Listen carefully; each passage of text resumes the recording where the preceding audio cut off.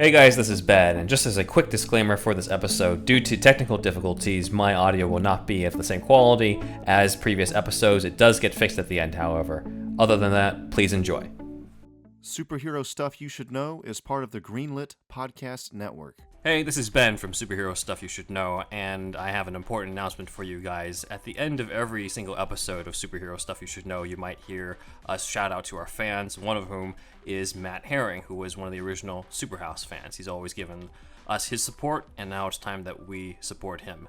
We've just recently found out that Matt has been diagnosed with stage 4 colon cancer. And as a cancer survivor myself, I know personally that there's a lot of emotional and financial strain that comes into that. His wife, Kelly, has set up a GoFundMe account at gofundme.com/f/Matthew-kicks-cancer039s-butt. And hopefully you can help reduce the financial strain to that, as well as some of the emotional strain that comes with that. Again, that's gofundme.com/f/Matthew-kicks-cancer039s-butt. Matt Herring was the first, I guess you could say, true Superhouse fan. We were Superhouse at that time.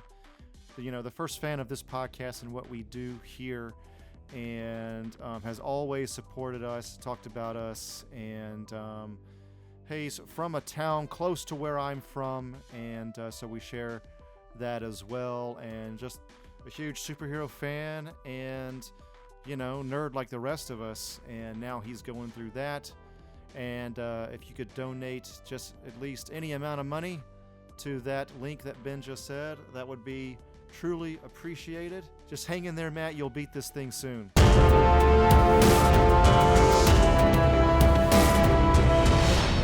All right, here we go. Gotta set this down. I hate doing this. All right. Beetlejuice, Beetlejuice, Beetlejuice.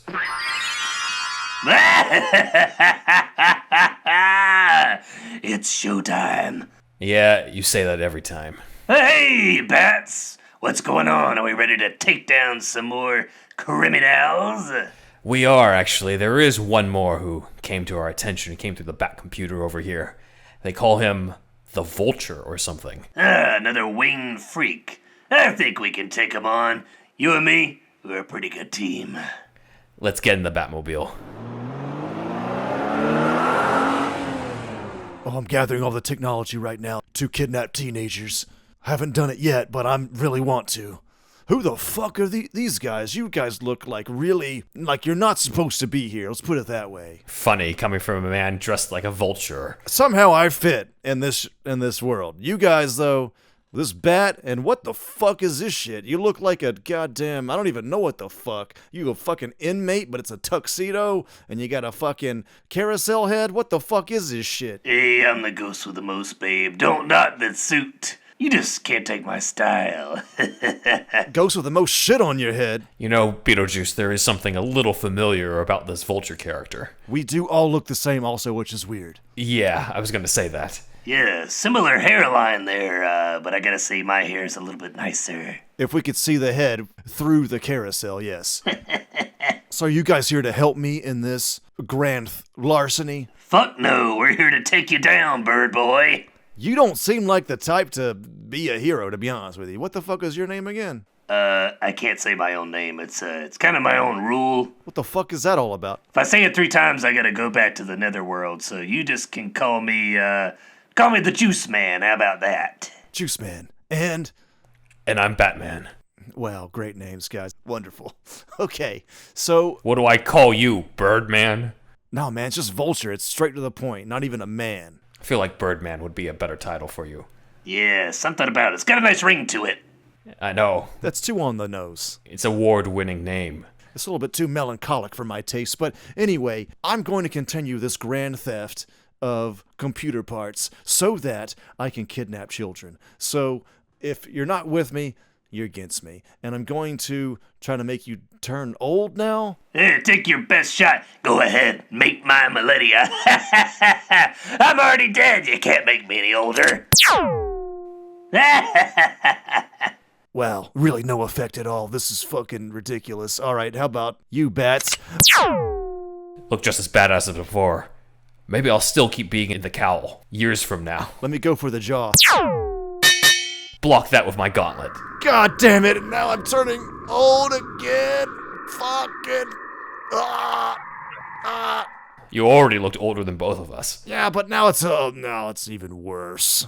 Hey, Bats, I got a great idea to take out this guy once and for all. What were your names again? Buttman and Dumbass? Alright, there's enough of this. I'm just gonna use the bolo to send him over the roof. You don't have to send the bolo. I'm going to jump myself. It's better than being with you two.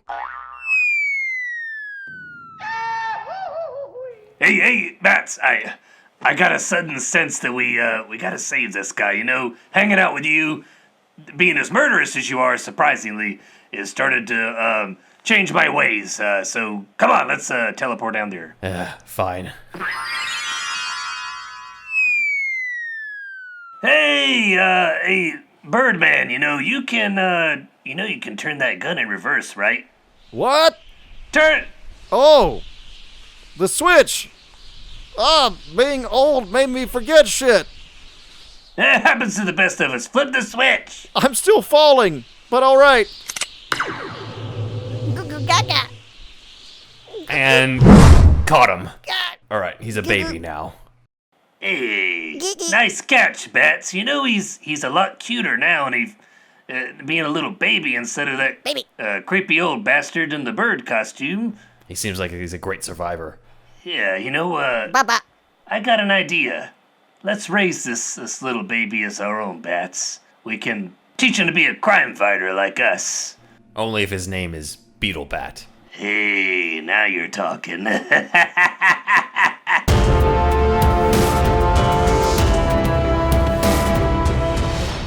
Next time on Batman, a new hero is introduced. Beetlebat, the only hero with a carousel for a head. Catch it, same bat time, same bat channel. Baby.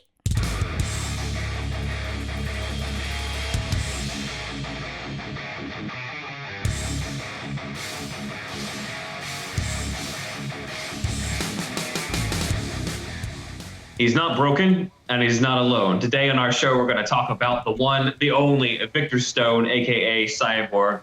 It is I, the man who knows too much about Batman, and with me are... 'Tis I, ladies and gentlemen, and all of my children out there. Thank you for once again tuning in to Superhero Stuff You Should Know. We will have a fun time this evening as Ben takes us upon a journey of cyborg tutelage. Indeed, yes. And with us, as usual... It's me, the Green Goblin, and I'm here to tell you, me and Andrew, we're gonna have one hell of a time. Green Goblin, that's not our universe. Generally. Whatever. Not yet. Not yet. We're gonna cross the stream at some point. Oh yeah.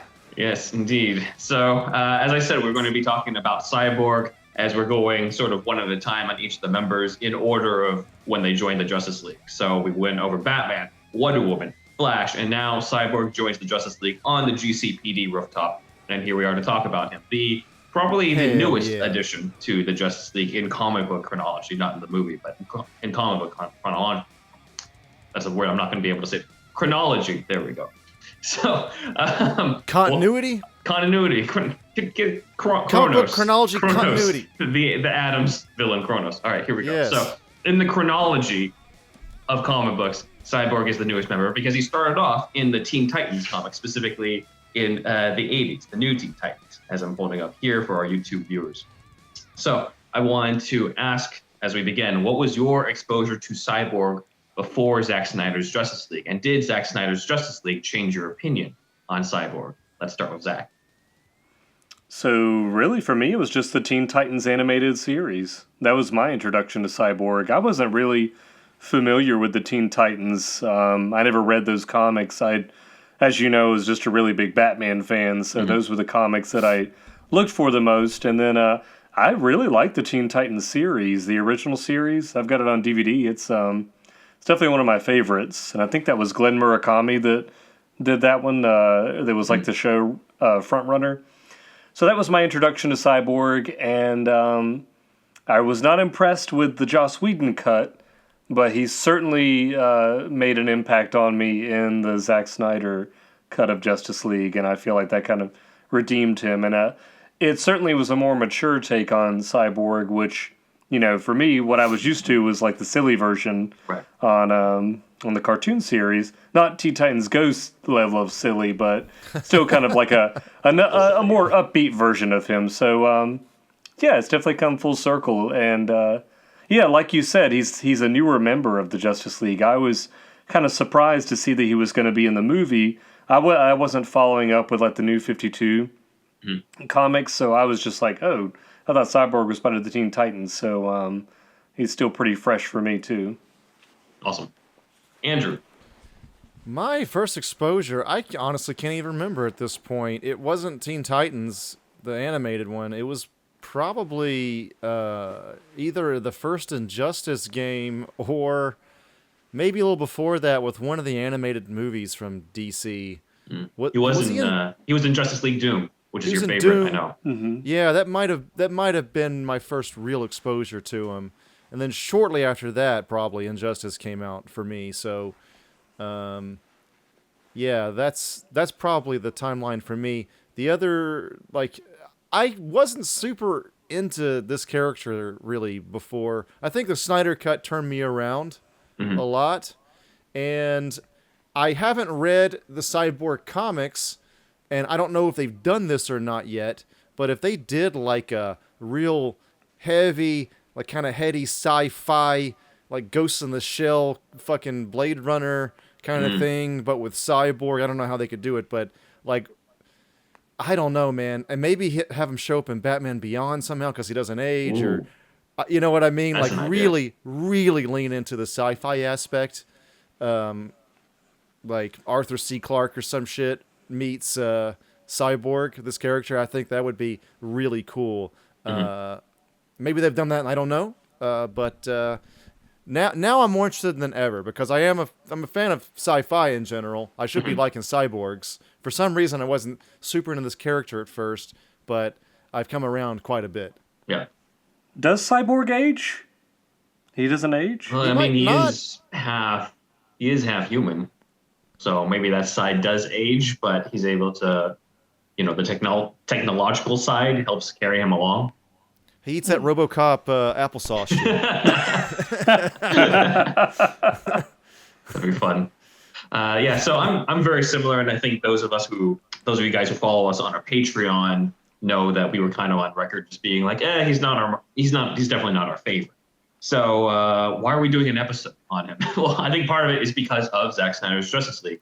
Just like what Andrew said, I think that cut really turned me around on the character. My first exposure actually was not the Teen Titans show because I did not grow up with the Teen Titans cartoon so much. I think it was on Cartoon Network, and I didn't grow up with Cartoon Network. I didn't have cable growing up. Though I think it did transfer to Kids WB, in which case I have no excuse. But still, I think my first exposure, though, was Smallville. You never had the joy of seeing the beginning of Johnny Bravo or Yucky Duck or Dexter's Lab. Yeah. No. Yeah, the Powerpuff Girls, the absolute onset of Cartoon Network and its eventual rise. That's definitely part of my childhood that I'm missing out on. Okay, So I'm just fucking and the Teen Titans. Well, I know that's on HBO Max now. I've seen a few episodes. I'm definitely interested in exploring it, particularly because it's probably the most renowned version of Deathstroke. Is the one played by Ron Perlman on there.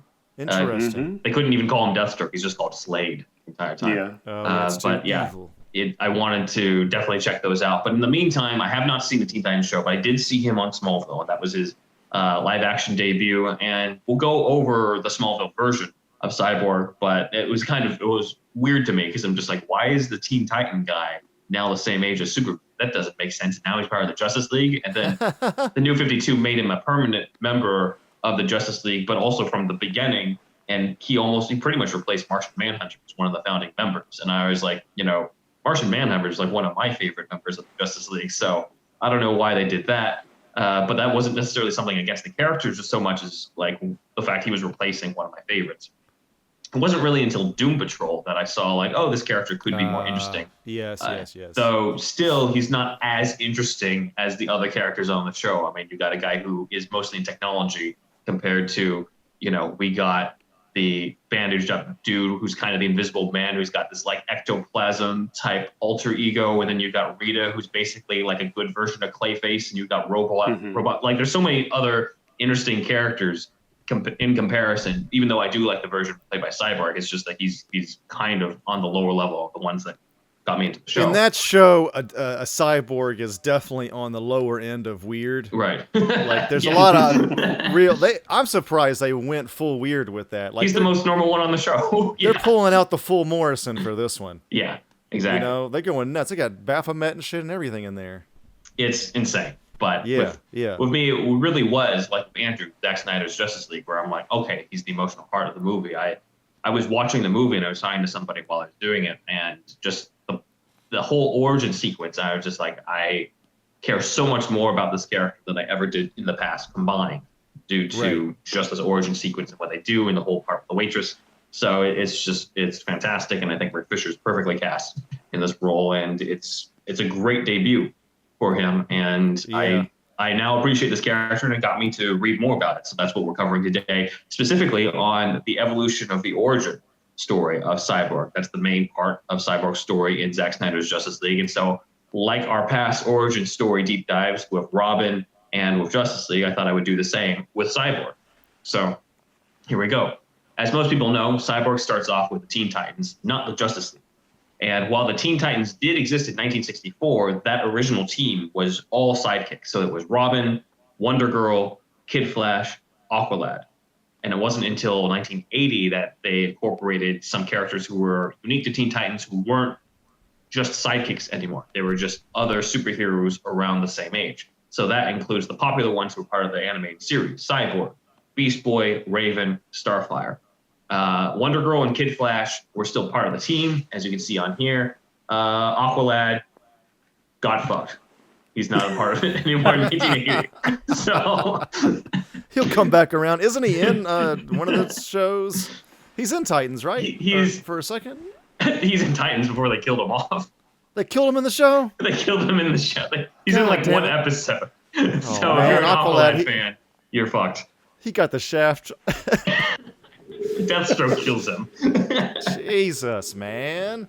So, all right. But yeah, let's talk about Cyborg. So Cyborg, along with these other characters, first show up. They have a very weird introduction, actually. It's not in this first Teen Titans issue. Their original introduction is actually in DC Comics Presents number 26 in October 1980 as kind of a preview for the new Teen Titans. It's right smack dab in the middle of the Superman and Green Lantern story. So it's not even an issue devoted to that. It's sort of like, it's like a backup issue that just happens to spring off one of the most popular runs of all time. Backdoor pilot. Exactly, yeah. So the creative team behind this is our favorite Marv Wolfman, the guy who never has to pay for a drink in his life. And the other is the artist. The other is the artist George Perez, who we've talked about in the past, at least with our Patreon, on the various Amazons who are part of Zack Snyder's Justice League and Patty Jenkins' Wonder Woman. A lot of them come from the era where George Perez came on and did the Wonder Woman art. This also featured art by Dick Giordano, letters by Ben Oda, and colors by Adrian Roy.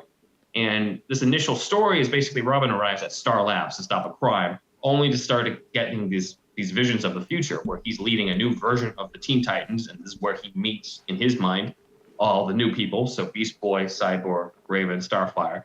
And they find out that there's a Star Lab scientist who accidentally opened a portal to another dimension. A creature has come in, so they have to rescue the scientist and stop the creature. They arrive and they save the day, and the scientist turns out to be Cyborg's dad, Silas Stone. And so Cyborg and Silas have an argument where Cyborg resents his dad turning him into this, and we don't really get a lot of details of how that came about, but we just know that there's a testy relationship between father and son. Robin wakes up in present day having... Apparently, during this whole entire hallucination, he's also thwarted all the people who attacked Star Labs, and he's rescued, in real life, Silas Stone. Now, Robin's like, well, that can't be. I was dreaming about Silas Stone, but I hadn't met him yet. So what did I see? Was this a dream? Was this the future? And so the end reveals that Raven, who's like the supernatural Teen Titan, was actually using her powers to give him a vision of the future that he is going to form Teen Titans in, the actual issue of New Teen Titans #1. So a very odd way to introduce the Teen Titans as a vision. But it seems, though, and this is what I discovered when I was rereading these, the Marv Wolfman George Perez comics are almost influential on Zack Snyder's Justice League in just the same amount of way as the Justice League comics of the New 2 were influential on Zack Snyder's Justice League. Here we have the human, non-superpowered leader getting a vision of the future of him also being responsible for forming and leading a team. So we got that aspect. And they also rescue Silas Stone as part of their first mission together. So there's a lot of different aspects that I was like, that's interesting that this might have just sort of bled into the script for Zack Snyder's Justice League. And it's natural that they went to these comics, I guess, in order to say, like, hey, like, let's see what it was originally like, because it seems very similar to what Cyborg's going through in the movie. I could see it's definitely for being like a Cyborg reference. Terrio and Snyder dipping into the archives just to make sure they're on the right page. Mm-hmm. Yeah. So, absolutely. So I can definitely see that influence here. The Cyborg continues. He shows up at New Teen Titans #1. Similar creative team, Wolfman and Perez. Romeo Tangal as finisher, Ben Oda as letters, and Adrian Roy again as colorist. Victor shows up, and he's at the track at Newark City College in New Jersey. So he's based in New Jersey, it seems, in the original version. He is disguised, and he's covered up in a red hoodie. And he's on the track. And here's a big difference that I did not realize. Victor Stone did not start off as a football player. In the comics, he's a track star. So that's why he's on the track, and he's trying to show that he can still do stuff. He can still be Olympic material for his coach, and his former coach turns him down, given the fact that he's not fully human anymore. So that's a big downside, and Victor's pissed off, and that's when he gets recruited by Raven into becoming part of the Teen Titans in an almost similar scene to Diana recruiting him in Justice League. My father Satan said that we should join forces in a battle against evil? Yes. So there's that other issue as well. But yeah, Victor gets recruited by Raven, and he's all pissed off, and she's trying to recruit him as part of this team to be part of something more. And it also feels similar to probably the inspiration for the scene where he talks to Diana. He's like, fuck the world and stuff, though he doesn't say fuck the world, but he might as well at that point. They couldn't have said that in the comics back then. Not in 1980, but I've seen some criticism of Cyborg being sort of angry and sort of mopey in Zack Snyder's Justice League when compared to his cartoon counterpart in Teen Titans. But this version is very true to the original Teen Titans comic, and also very true psychologically to what he'd be going through. I mean, half your body is now machine, and your mom's dead. So in the future you thought you were going to have, mind you, this Victor was going to go to college, so he's like 18. He's going through all this sort of stuff, and he's not fully an adult. He's not fully a man yet. So, of course, he's going to be angry and pissed off and not really wanting to help people. Yeah. It would suck honestly, it would suck to be a cyborg. Yeah. It looks cool in a movie, but, I mean, I've thought about this before. I'm sure we all have. But which superhero would you want to be? I mean, Cyborg. not cyborg. It's just, I mean, it'd be cool to fly and shit, but... Yeah, just to have your body mostly gone and your brains kind of in a vat. It's just, nope. It's rough. I don't want it. Yeah, I wouldn't want it. At the end of their first adventure, it's down to Cyborg to blow up the ship and save the day, which is kind of similar to how it's down to Cyborg to separate the mother boxes in Zack Snyder's Justice League. So, again, a lot of different parallels from Teen Titans comics to Zack Snyder's Justice League that I didn't realize until I was rereading and going through it again. Because the last time I had read this arc was when the Titans show first premiered. And obviously that was a while before we watched the Snyder Cut this year. So I had a bit of a review. We don't get a ton of details of how Victor became Cyborg, other than the fact that something bad happened to him and his dad gave him all the cybernetic parts. However, we didn't have to wait for too long, because a few issues later in New Teen Titans #7, in 1981, we got the full details. Again, Wolfman and Perez, Romeo Tangal on ink, John Costanza as letterer, and John Drake as coloring. And at the end of the issue, Silas Stone ends up sharing more of Victor's origin story. So this is where it's revealed that we knew that Silas Stone was a Star Lab scientist, but what we didn't know was that his wife was a scientist as well. So his wife, Eleanor, was Silas's lab assistant. And as the son of two scientists, Victor was never really comfortable in a lab, even though he was smart enough to do it. And that's why he became a track star during this time. That's interesting. There is no dark side connection at this point in time. Also because of the fact that Darkseid hadn't really been a big Justice League villain yet. It was around this time that he was just like Kirby had done his stuff with the Fourth World and the New Gods. Right. But Darkseid hadn't really been a recurring villain that much to the point where you could see him create Cyborg. It just wasn't a big thing. So Victor visits his parents at Star Labs right when Silas accidentally opens a portal to another dimension that lets in this creature. The creature kills Eleanor Stone and then goes for Victor, and it seems like its touch dissolves Victor's body parts. It's pretty gruesome. And his father has to send the creature back home and close the portal. And he's left with basically his dead wife and his dying son. So he uses the prototype medical prosthetics to save his son. However, Victor, of course, blames his father for the death of the mom because he was the one who was toying with the dimension stuff and writes him off. However, unfortunately, Silas Stone, during this encounter, was also pretty much killed because he was exposed to fatal radiation due to the other dimension when the creature came through. So he's been slowly dying ever since this thing happened and ever since he's been making this for his dad. So he's been trying to find ways to make amends for his son before he dies. And one of those things is actually building the Titans Tower. So the big Titans Tower, that the giant T that you see in the animated series and in the comics, that's built by Silas Stone. That's actually in the. I thought that was just in Teen Titans Go because it's just so silly. No, it's from the comics. They built a big ass team. Okay. You can thank Silas Stone. So he finally fesses up to Victor in present day in issue number 7 that he's dying, and that sort of causes Victor to change his mind about him and realize that he's going to lose his dad.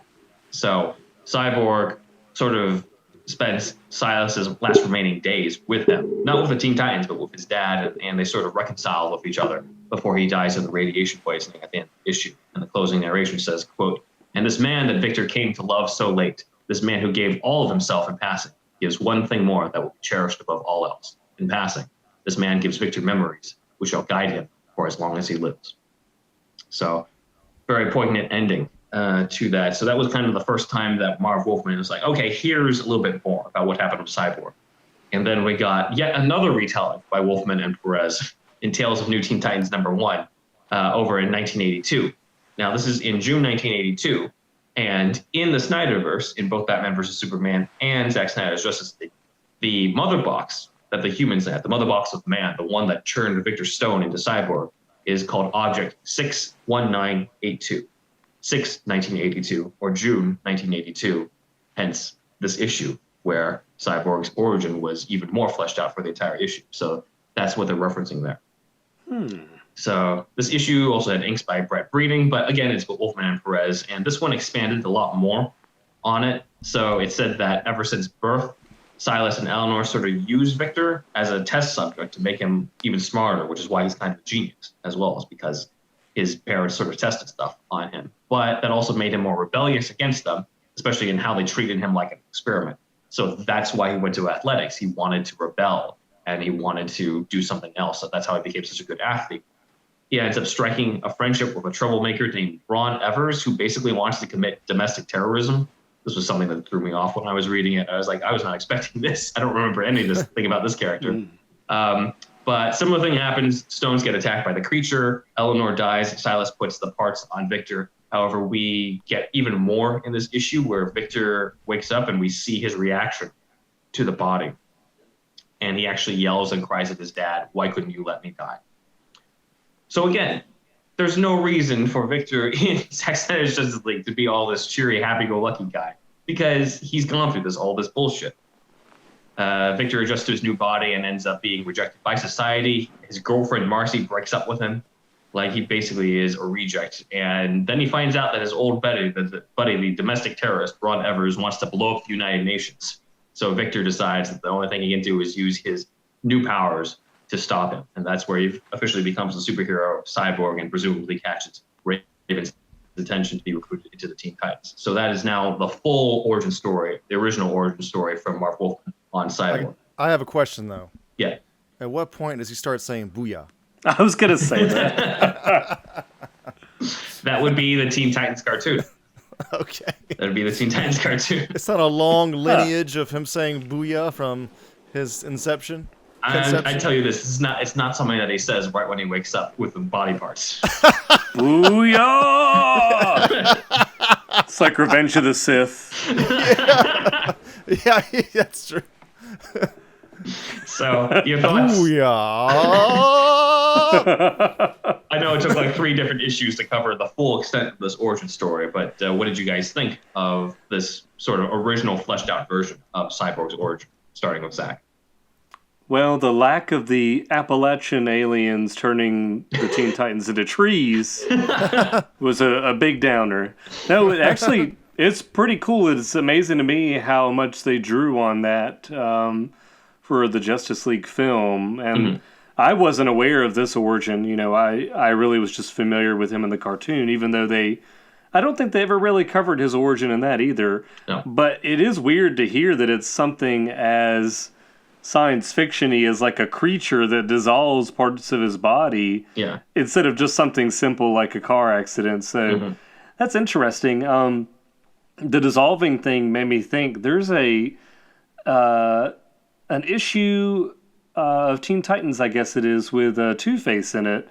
And I remember the Two-Face is kind of trying to turn Cyborg evil, or just he's playing devil's advocate to Cyborg because it's kind of a similar situation where he's part of him is gone and that he's a damaged person, so he's like trying to twist his thoughts or whatever. I just thought about that because you mentioned the creature dissolving part of his body, and that was like, oh, that made me think of the acid dissolving, Two-Face's face. But that part is really weird to me. The rest of it's pretty cool. I like that he's a track star. That makes sense. I kind of remember that from a few comics that I'd seen. Man, after you say that, now I kind of want to see Ray Fisher's Cyborg up against Two-Face after that, based off of that issue. Yeah, that'd be interesting. He'd be like, I'm way more fucked up physically than you, but you took this whole half-face thing and fucking think you got the worst in the world. You could have just gotten plastic surgery, dude. Look at me. You're refusing skin grafts. I don't have a dick, so, Especially in the Jeff Johns version, shit. All right, over to you, Andrew. It's interesting that he was a track star to begin with, and I like the idea of him not wanting to go in science, at least at first, because he's trying to carve out his own path via athletics. Because, if both your parents do it, well, some kids will want to do it, but a lot of kids will rebel against what their parents do. So I think that it's interesting how even like stuff like that is explained, like from the get-go, like from the beginning. So that's a cool, just cool storytelling, I guess. And I mean the disintegration is cool. The current explanation is a car accident. What was it again? In the movie, it's a car accident. It's a car. Yeah, it's a car accident. Is that the same in the comics now? Do you know? We'll get into it, but I would say that they combined the original Teen Titans idea of it being an attack with the fact that Darkseid was the first person to sort of bring the Justice League together. So it is somewhat similar. Okay, thank you. There's one more, like, we talked about 8-Man After before, this anime that might have inspired RoboCop.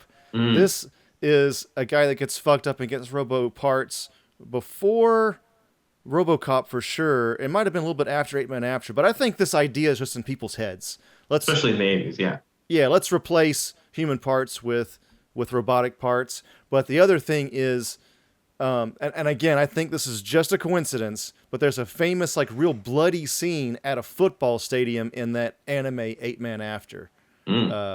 So for me, I think of that a lot whenever I think of Cyborg. Yeah. So I didn't know about that part. But I also didn't connect 8-Man to this until you brought it up. So we're just like, yeah, that is kind of like another RoboCop type of situation. His body's all fucked up, and then he gets robotic stuff. It's just a common thought, I think, in sci-fi. Yeah. I think so. As discussed in our Justice League Origins episode, the first adaptation of Cyborg was actually in an animated series. It was in the final iteration of Super Friends called The Superpowers Team Galactic Guardians in 1985. HBO Max is supposed to take on Super Friends in June, and when DC Universe had it, it had basically all the different iterations of Super Friends, ending in Galactic Guardians. So anyway, I hope that HBO Max is able to bring that in, because that'd be awesome. And I can finally rewatch some of these. They got the rights. They do. So they should be able to. And it would be Adam West voicing Batman, encountering Cyborg and stuff. So that's another plus here. This is the first time that Cyborg is connected to the Justice League rather than Teen Titans. So that's another aspect to this that makes it important, as well as the fact that it's believed that he replaced Black Falcon. I mean, not Black Falcon. I'm thinking of that Key and Peele sketch. They say Vulcan. That in Falcon and Winter Soldier. I know. Too. I'm like, was that a reference? But yeah, there's a Key and Peele. Yeah, go Black Falcon. I'm Green Falcon. I'm the Green Falcon. So he replaced Black Vulcan as the main black member of the team, Super Friends. Which makes sense because Cyborg is now the new, he's a newer superhero when they were trying to revamp stuff. As mentioned in our Justice League Origins episode, he is voiced by Ernie Hudson from Ghostbusters. So that's cool. Did not know that. He was the original Cyborg. So Cyborg's origin is only briefly covered by a medical journal read by Dr. Martin Stein, who's the half of the superhero Firestorm. Stein reads that Cyborg was a, quote, promising decathlon athlete until an accident destroyed most of his body, and his father had to replace parts of it. They do not cover any other details. There's no death of the mom. We don't see much dissolving of the face, because this is a cartoon, even in 1985. So that is not covered at all. But Cyborg apparently is friends with Firestorm and decides to join the Justice League when they all join together to fight Darkseid. So again, another little bit of a connection to Zack Snyder's Justice League. This is Cyborg fighting Darkseid decades before we got it in the New 52 or in Zack Snyder's Justice League. So that's pretty cool, I think. So that was not only the first adaptation of Cyborg's origin, but the first adaptation of Cyborg in general. And then, of course, we got the Teen Titans show that Zach talked about that a lot of people grew up with. But the first live-action version of Cyborg, which was my introduction to Cyborg, was in Smallville in 2006, because Smallville had everybody. Who did they not have? Yes. The first live-action version was played by Lee Thompson Young in Season 5, Episode 15, in an episode simply called Cyborg. And it was written by Carolyn Dries, who's now the showrunner on Batwoman. So a lot of Smallville writers have gone on to help produce the Arrowverse stuff. Anyway, this version of Victor, because of the Smallville budget, I guess, but he does not have any cybernetic parts on the outside. He's more of a Terminator, where he looks like a human and has a metal endoskeleton. They even have a part where his arm, he cuts open the skin of the arm and you see the metal skeleton arm underneath, that type of stuff. Not exactly like Arnold in T2, but the whole thing similar off. thing. But this is probably meant for budget reasons rather than anything else. At one point, Clark does do the X-ray vision on him, and you can see he's got cybernetic parts, including the whole eyepiece thing on the inside. And Victor he is able to turn his eye into red and stuff like that. He basically does have the cybernetic eye. It's just not obvious. He looks like a human on the outside. He just looks like a regular Joe on the outside. In this version, it says that his parents and his little sister, and supposedly him, all died in a car crash. So there's no Silas Stone surviving to put him together, that type of stuff. There is a little sister who exists only for her to die in this car crash. But I think it's notable because I believe, from what I found, that this is the first instance where Victor Stone's injuries come from a car crash and not from an alien attack where his face gets disintegrated. So he's the only survivor of that, and he is resurrected not by his dad, because his dad is dead, but by a doctor named Alistair Krieg, played by Mackenzie Gray. Mackenzie Gray being the actual... Alistair Krieg? Alistair Krieg, yes. Who's this not guy's a villain, character. Right? Yes, he is. How could you know? Okay. How did you know? Put him like that. Alistair Krieg. Yes. Definitely the good guy in this episode. When you said Worry that, I was ye thinking not. What was it? When you said that, I was thinking of Alistair Smythe from Spider-Man. That's another crossover. He's from the Spider-Man animated series. Yeah, he was a little. He was like a robot person, right? Yeah, Kingpin as well in the background. People are like Smythe. Yep. Spider Slayers. That's it. Yeah. Yes. So yeah, no, it's That's Alistair why they call Krieg. me the Kingpin. He's played by Mackenzie Gray, who also played the Kryptonian scientist Drax in Man of Steel, Zack Snyder's Man of Steel. And he was also an old clone of Lex Luthor in one of the final seasons. So Mackenzie Gray plays the evil scientist. This is, I think, the only time where Victor's put together by an evil scientist. But Victor is an experiment until he escapes from a lab after a scientist sort of takes pity on him and helps him escape. And he gets help from a young Clark Kent. In this version, both Superman and Cyborg are the same age. They both know each other through football because Vic used to play football for Metropolis and Clark played for Smallville High. So that's kind of how they know each other. This is also significant because I believe this is the first instance to say that Victor Stone is a football athlete rather than just a general athlete or a track star or a decathlon athlete or anything like that. He's specifically a football star. So Smallville added the car crash and the football aspect. Yes, unless there's a comic in between that I'm not aware of that they were drawing off of. But was Smallville close to Metropolis in the show? It seemed like it was because Clark was going back and forth between Smallville and Metropolis in basically the second half of the whole entire series. Yeah, I always assumed they were really far away. I mean, I thought like it was essentially Kansas. In this version, like they're Smallville. maybe like an hour apart. And Clark's super speed enables him to get there in like minutes. That's what it seems like. Version. Yeah. Throughout the episode, Vic just wants to get back to his girlfriend, Catherine, but the lab wants him back. And the lab, of course, is owned by none other than Lex Luthor. Lex Luthor owns Alistair Krieg, and this is around the time where Michael Rosenbaum's Lex Luthor was becoming more and more evil. So Clark helps out Victor and helps reunite him with Catherine at the end of the episode. And as mentioned in our Justice League Origins episode, Cyborg later joins Green Arrow's Justice League, becoming a founding member and foreshadowing what would happen in New 52 and Zack Snyder's Justice League. So this version of Cyborg is actually very influential on a lot of the stuff that we've seen. The actor who played him, Lee Thompson Young, would later go on to be part of David Goyer's show. David Goyer being the writer of the Dark Knight trilogy and Man of Steel. That show being Flash Forward, if you guys remember that one.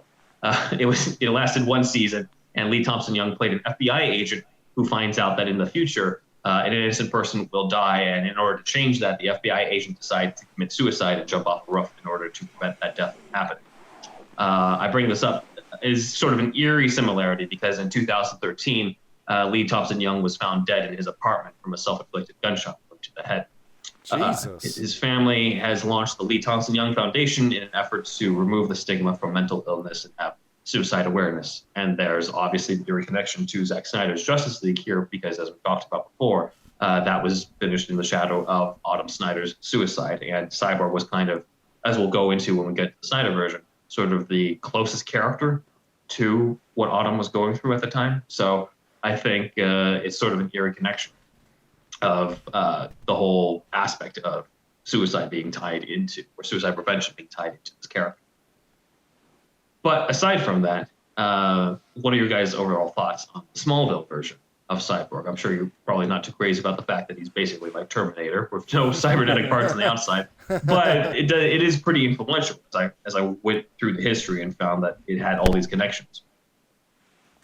Yeah, that's pretty much what I was going to say. I don't like the fact that he looks completely normal on the outside. That kind of takes away a lot of his pathos as far as like him feeling like an outsider and a freak and everything. You know, he can just blend in with everybody. So I don't know. Like, it seems like he's getting the benefits of being a cyborg without having to deal with all the issues that the, you know, current version of Cyborg or the more well-known version of Cyborg has to deal with. So I feel like that his personality would be so much different. Mm-hmm. I do like the fact that it's the car accident thing. I think that's like a cleaner origin or like a cleaner solution instead of having like an alien and everything. I know that the idea of Cyborg is already science fiction, but for me, like whenever aliens get involved, it's like it seems a little more far-fetched. Mm-hmm. But I think that's pretty cool. I was thinking, man, I wonder if they've ever done a storyline with Cyborg going up against Metallo.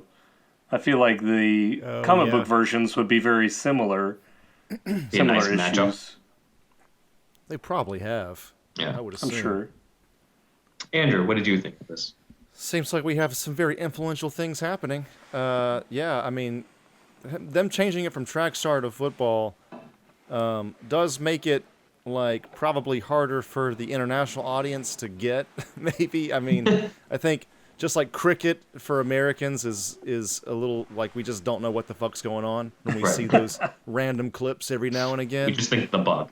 Yeah, that's how most of the world is with American football. But it's a team sport, right? And he's often in the Justice League, so it's it just works in that way, and it can add to the devising a strategy. Is he the quarterback? I believe he was the quarterback in Smallville. You mean? And generally, is he? I believe he is. Yeah. Yeah. So devising the strategy, the play, that's that works, and he should have had at least like in Mortal Kombat 3 or even the first one in the game. They just get like a fucking like pie tin or some shit and cut it out, made it to the guy's face, and it's cheesy, but at least it's something. You know what I mean? They could have done something a little better than that, and you add that like with the red eye effect with early 2000s VFX, it could have worked, but they went this other route that, was just, it's Smallville, so whatever. He's also in a silver hoodie. Did I forget to mention I was that? about to say it's got to be in the hoodie. He's always in a hoodie, it seems like. Yeah. I mean, to be fair, the hoodie is more true to him than with other characters. Because of the fact that that's where he first showed up in the Teen Titans issue #1, where he just shows up in disguise that way. So I guess it makes sense. He's wearing it even in his first comic, huh? Yeah. Yeah, where he shows up on the track. All right. Yeah. So let's see. The animated series Teen Titans started in 2003, and that's the one that Zack is familiar, and a lot of people are more familiar with Cyborg in that version, and voiced by actor Carrie Payton. And obviously that iteration sort of morphed into Teen Titans Go in 2013. This version is the one that's most famous for the catchphrase "Booyah," which is from the show and did not originate from the comics, but that is specific to the cartoon. However, here's where things get slightly confusing. The 2003 Teen Titans show had a comic book tie-in series called Teen Titans Go. This is not to be confused with the actual cartoon Teen Titans Go that premiered 10 years later. This is a tie-in comic to the original Teen Titans series, which was a serious, still lighthearted, but pretty much staying true to the comic and trying to do their version of the storylines. It basically has the same affection that people have for Batman the Animated Series, but for Teen Titans characters. Different style, but people have that same, I would say, affection for this version of the Teen Titans. Teen Titans Go is kind of a more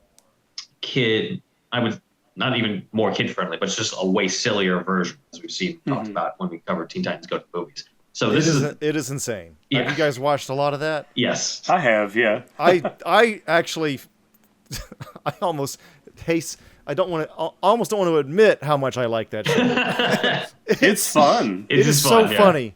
Like, in speaking of Cyborg, there's a couple lines where he says like he turns fully human. Again, the super silly version, right? So he turns fully human, and he says, "Oh, the skin is so soft and weak. I want to get back my cyborg parts." My favorite line of his was, I don't know why he and Beast Boy were dressed as grandmothers, but it was like, you better keep your teeth in tight, there's about to be a grandma fight. It was just this great line. There's a Beetlejuice episode, too. Really? I remember being really excited about it. I was like, oh yeah, Warner Brothers owns Beetlejuice. I guess they can do that. It just was, it was a lot of fun. Yeah. He loves the Golden Girls, too, Cyborg. Yeah. He like quotes it, and he knows all about the Golden Girls in the show, which is fucking hilarious. That's amazing. Yeah. So we're talking about the more serious version, still kind of silly, but the more serious version from the Teen Titans series from 2003. And so in the issue Teen Titans Go number 45 in 2007, they covered the origin of the Teen Titans animated series version of Cyborg. So this is written by Jay Torres, art by Fabio Laguna, colors by Heroic Age, letters by John J. Hill, and editor was Tom Palmer Jr. And Cyborg is talking to his girlfriend, Sarah Sims. And he brings up his origin by the campfire, that he used to be a decathlon athlete, so similar to the 80s version. But he was shown to like fast cars. And because of that, he got into a car accident. So this is now carrying over the idea of the car accident from the Smallville TV show from the previous year. in this version, both of Victor's parents are actually still alive when he gets into that car accident. And together, they give him the cybernetic parts to save his life. He says, quote, one was an expert in biomechanics and advanced robotics. The other was a leader in nanotechnology and the cybernetics field. So I believe this is the only iteration where both Silas and Eleanor are still alive and provide the cybernetic parts to him, which makes sense because it's a kid's show and it's a kid's comic. So I thought that was interesting in terms of that carrying over into basically the car accident. Now is carried over into Teen Titans Go comic, as well as the idea that, he doesn't need his mom to die in this version of it. His parents are still alive in this. So I thought that was pretty cool. What do you guys think of the Teen Titans Go comic? I mean, did you ever read these, Zach? I don't know if these were around at the time. Yeah, I've got a couple issues of those. I didn't have that one, but yeah, that's really cool. I kind of liked that his parents worked together to save him. It kind of adds another wrinkle into that version storyline.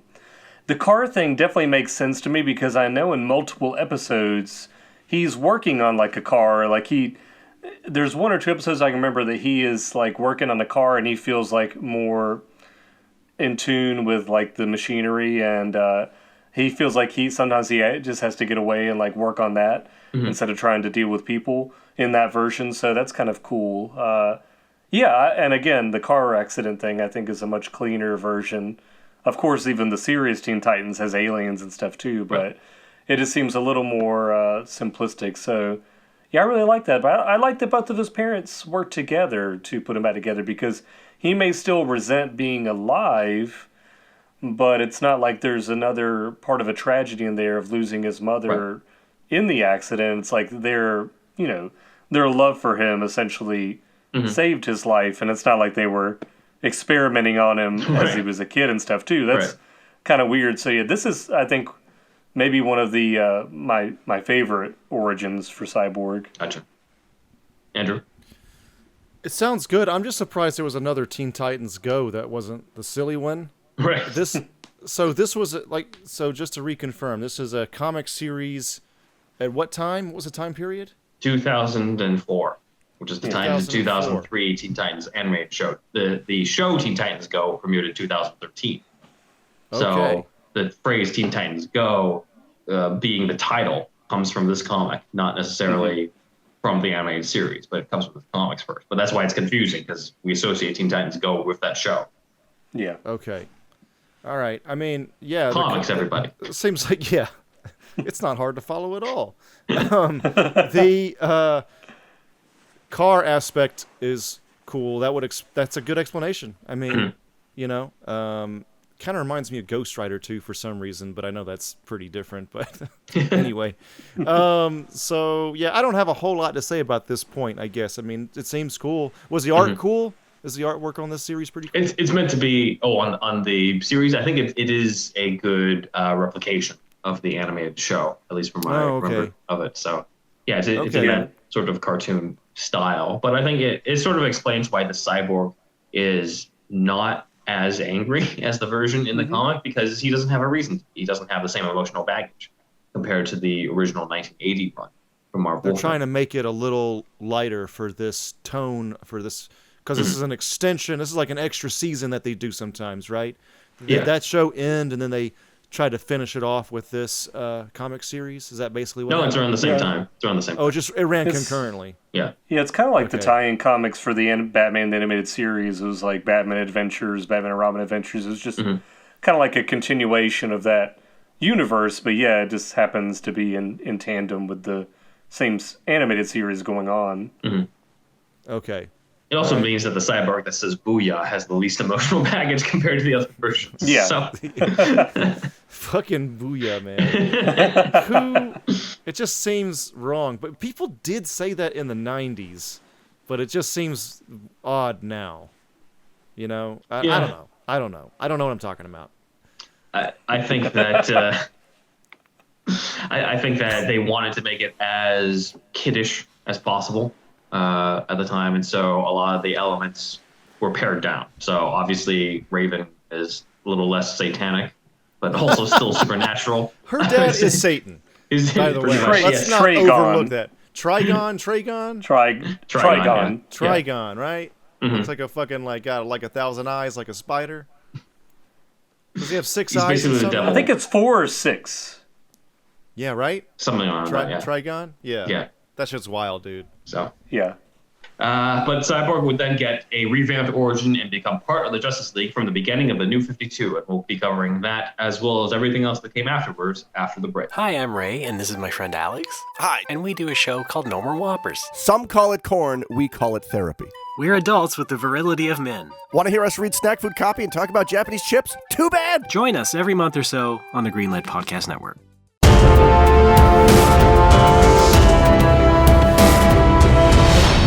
Oh man, leave it to me. I don't even have to run fast around this guy. I'm gonna walk on up to him. Ha ha! Oh, hey, what's up, Wally? What's up? Ha ha! How about this? I'm here to take you in, man. You're drunk. You're about to get in that plane, man. That's fucked up. I've just been having a hard time, man. First, this Robin kid tries to kill me with his cape. Then this Dr. Doom guy tries to get me to free him. Then the Riddler gives me a hard time and steals my ring. Just give me a break, dude. But you got the ring back or what? I did, and then I even farted one out for him. Well, that's good, man, because, I mean, you shouldn't be flying, Green Lantern style or in this plane that you're about to get into. So I'm going to have to take you in, man. I know you're normally the cop, but this is a citizen's arrest. Man, don't touch me. What are you, like 14 years old? Well, I am Kid Flash, man. So, yeah, I'm going to zoom over and take you over. Come here. Now if my ring has anything to say, shit, you're yellow. You can't do anything. Fucking dumbass Powers afraid of yellow. Fucking banana could fuck you up, man. For once, it actually is a factor. We're just gonna go to your apartment. Where do you live again, man? I'm not telling you where I live. Well, you gotta sleep on this fucking bench. Yeah, that's true too. All right. Give me the keys. Are there keys to this fucking plane? Is that how it works? I mean, can you even fly? I'm the pilot. You're 14. yeah, You can't fly. but you're not anything. flying. Well, you're drunk. You're not flying this thing, man. Give me this shit. And hey, man, give me the ring too. I know. You can't be doing any type of flying. Here you go, Wally. Now I got the ring. Green. Oh, it doesn't work on me either because I'm wearing yellow. Yeah, because you're in yellow. You dumbass. Can't even put it on my finger. It's like 2 magnets. Well, I guess give me back that ring then. You can't even No. wear it. No. All right, you can just fly me back home, right? You got the keys to the plane, so I'll just tell you how to fly it. I'm a kid, but I can hold you up. The Speed Force is gonna be all right, and we're gonna just zoom on home. All right. I'll hold the back of your head so your neck doesn't snap. That'll be all right. Don't worry about it. I do it all the time. I appreciate it. All right, fine. Let's do it. All right, cool. Wait, we're in Antarctica. Where the fuck is your house again? I forgot. You were so drunk, you're not even cold. That's crazy, man. It warms me up. Okay. Take me to we're gonna, I can't go into space, man. All right, so just do one of those speed thingies. Transport us to Oa and stuff. all right, man. I know a place. We're gonna head to Gotham real quick. Okay, how about this? Yes, Wayne Manor residence. Oh my goodness. Yeah, you can smell it. It's Hal Jordan. He's been exposed to just too much alcohol poisoning. Bring him in here. Yes, indeed, my good man. Master Wayne, one of your good super friends is here. What is it, Alfred? Damn it, Wally, I told you to stop showing up, and oh my god, Hal, you're completely trashed. Man, he is completely gone, dude. Yeah, I just, He's blacking out. if that's a plant, I just threw up in it, just letting you know. Oh, bloody hell. Yeah, man, it's not even the yellow suit this time. He just fucking had too many tequilas at that bar near the base. Well, Damien did give him a hard time the other day, so I guess he, just got pissed off. Well, you could probably already tell, man, but, you can't stay at my place, and you kind of got a lot of rooms. So, just wondering if you can take in dumbass over here and let him sleep it off. Fine, bring him in, Alfred. He can take the 30th spare room. Very well, sir, I'll just carry him on my brittle back. Hey, man. I am only 70 years old. Hey, Bruce, I think you need to handle this, man. I don't know why you're having this fucking geriatric carry around a fucking grown-ass, built-ass man. He's only doing that for show. This man kicks my ass every time in the gym. He's only doing that for your benefit. Oh, you got me again, Master Bruce. This is the strong Alfred. All right, I got you. I only have the body of an old British gent. You drink whiskey without the E. I get it. Indeed. Well, Wally, I guess you saved Hal's life. Indeed, my good man. Do you have any money for me? Why do you need money? I need to get a Firehouse sub real quick. You don't have like $5 on you? Hell no, man. I spent it all in this yellow-ass suit. All right, well, come on in. I'll make you another Firehouse sub like that other time when we were talking to John. Hell yeah, brother. Do you want it on white or wheat? Wheat, I guess. And make it snappy. All right, everybody, if you like that sketch right there, we have that plus news, plus we're bringing back some opinion pieces and review type stuff and all kinds of stuff in our $5 tier on Patreon. So just go to patreon.com/superherostuffpod, and if you become part of the $5 tier, you can see these new bonus episodes. Basically, consider it Superhouse DLC. Hi, this is Zachary Jackson Brown, and you're listening to Superhero Stuff You Should Know. And if you're not, well, your old Uncle Joker will tell you, "You one lazy motherfucker!" All right, we are back to discuss Cyborg and how he became part of the Justice League, one of the founding members of Justice League. Now, as we covered, he was part of the Smallville version of Justice League. And then in 2010, he joined the Justice League in Justice League of America number 41, where he, along with a bunch of other Teen Titans like Starfire, Donna Troy, and Dick Grayson, who was Batman at the time, all sort of became the Justice League. But around 2011, we had the New 52, which was the big reboot for DC Comics, and that's where they decided, hey, let's do a new version of the Justice League. And the main story that was doing that was called Justice League Origin. It was a story arc by Jeff Johns, writing, art by Jim Lee, inks by Scott Williams, coloring by Alex Sinclair, and letterer was Patrick Rosso. Anyway, this was adapted into Justice League War, an animated movie in 2014, and we have a Patreon episode that compares the two. So check that out if you haven't already, or if you're not already part of Patreon. Anyway, $5 a month, cancel anytime. Yes, indeed. So we covered the full breakdown of the differences between comic and movie. But here we'll only really talk about the Cyborg origin. So a few changes made to the Cyborg origin. Victor is now from Detroit, as opposed to New Jersey in the Teen Titans comics in the 1980s. In this version, Eleanor Stone is already dead through mysterious circumstances. So there is not a connection between her death and Victor Stone's accident. She's already dead before. It was Trigon killed her. The devil. Silas partially blames himself for her death, not Satan, but himself for her death. And again, this is all unrelated to Victor becoming Cyborg right now. Victor does start off as a high school football player. So that is now the full incorporation of Victor Stone and football is brought in. The scene from Zack Snyder's Justice League where he scores a touchdown, celebrates, and then he sees his dad's empty seat in the stands is right out of the comic and out of the animated movie as well. So I was glad that that was carried over into that, because that in one visual second conveys the relationship between Victor and Silas from all this.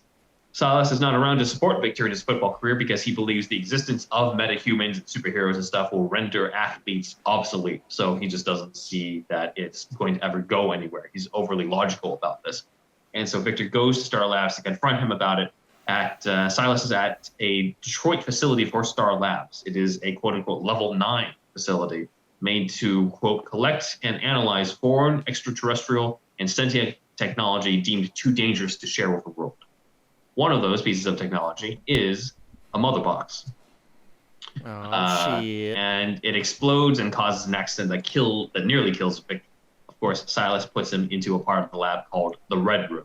And the technology basically helps to rebuild him and keep him alive. That is basically thanks to a few things. One is a Promethean skin graft. The other is a responsometer by Dr. Will Magnus, who's of basically the Metal Men. Professor Ivo's A-Maze operating system, which is the precursor, I think, to Amazo. A classified prototype B-Maze operating system as well. Graduate student Ryan Choi's white dwarf stabilizer, so that's how Ryan Choi plays a role in Silas Stone, helping to create Cyborg. And then energies, of course, from the Mother Box.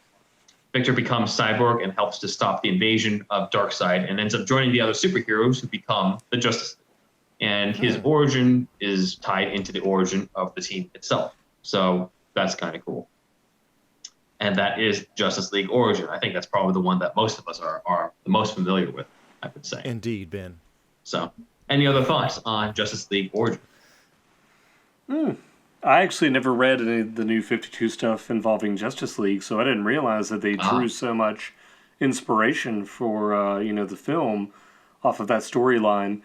I do like that it's not solely the Mother Box's properties that just create Cyborg. I like that they're drawing from its energies, and all these other people are coming together to create him. I think that's important. I feel like in the movie it is simplified for those purposes, but it almost feels like, well, it just let the Mother Box hook up to this other machine and it just turns him into Cyborg, and it's kind of like, I don't know, it just seems a little bit too easy or something like that. Something about it I don't like as much, but I do like this version where more people have a hand in his creation. Yeah, I think so. Andrew, do you feel I'm the same pretty way? familiar with this one because I saw War, and I think I did read these comics too, actually. Believe it or not, everybody. I did read these. And I remember just thinking, this is good, but not quite as good as Justice League Doom. I'm just a huge fan of that one. That's just such a good Justice League movie.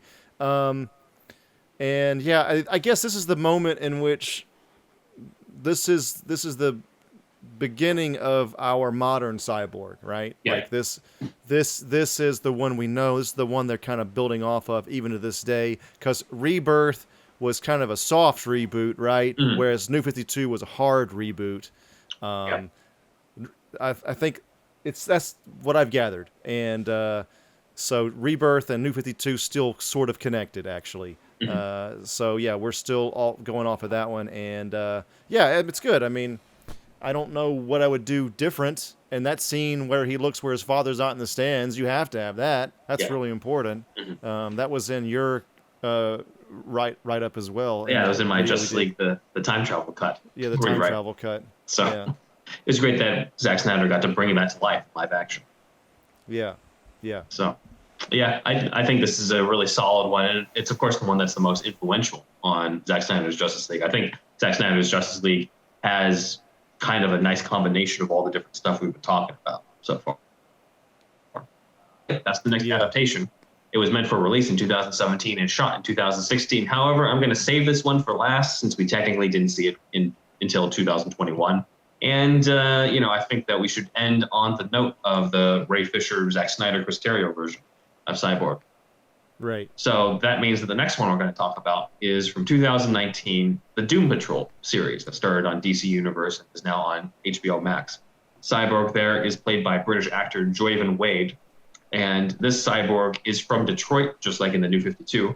And as I noted in our Snyder Cut Was True Justice episode, he first appears in a scene where he talks to a woman through an ATM and helps her out and shows up in a hoodie.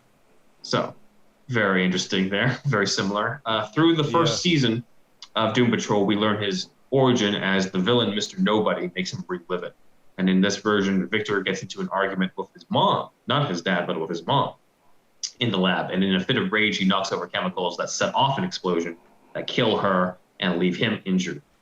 His dad, man, that's rough. Yeah, so he's more directly responsible in this version. Yeah. His dad, Silas Stone, played by Phil Morris, helps prepare him as usual. There is no alien creature. There's no dark side connection. The only sci-fi here is in the actual cybernetic parts.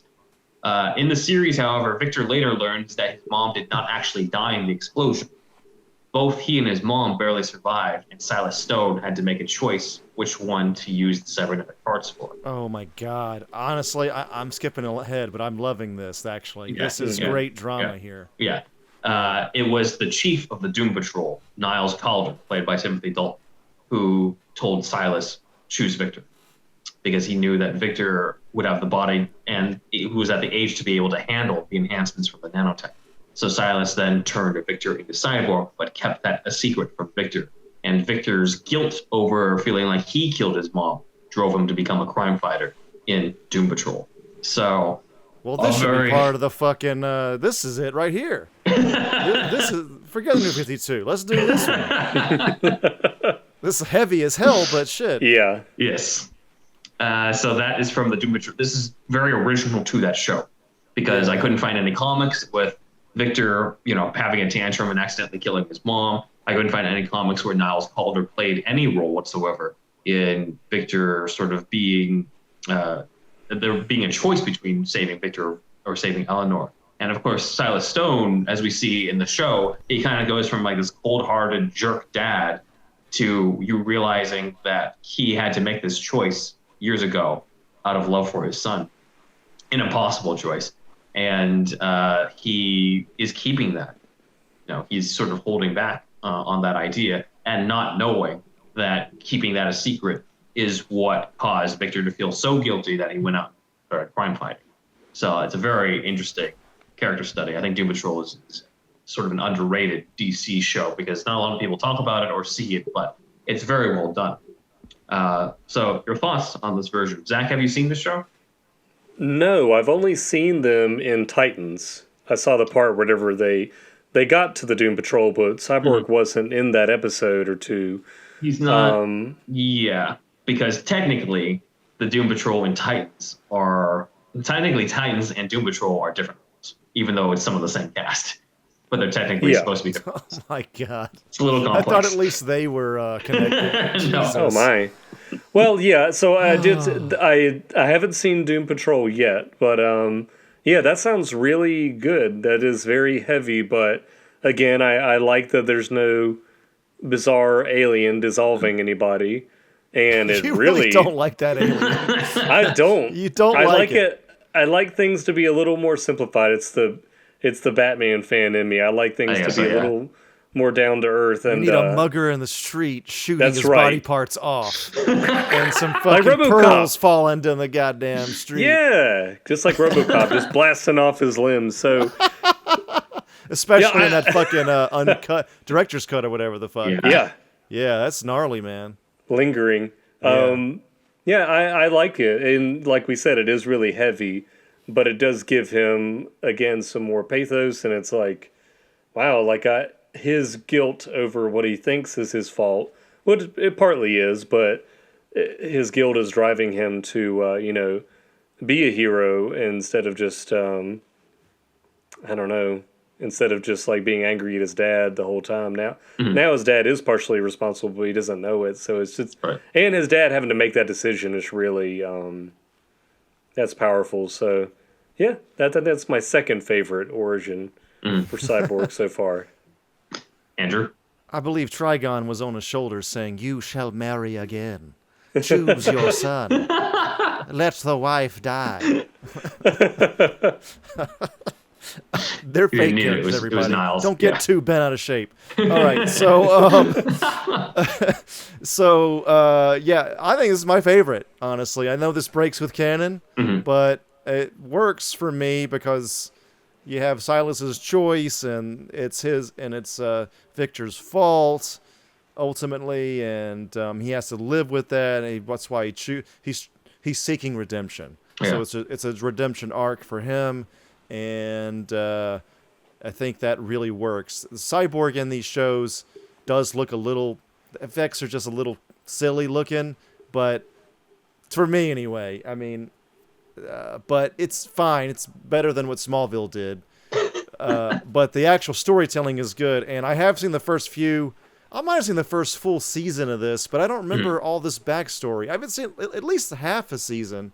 And I just remember the show just being wacky as hell. Yeah, it is straight up zany, man. And I like that they went all the way with it, but I also kind of lost the thread sometimes while I was watching it. You can't really do other shit and watch that show. You have to really zone in and watch it. So yeah, it was really good.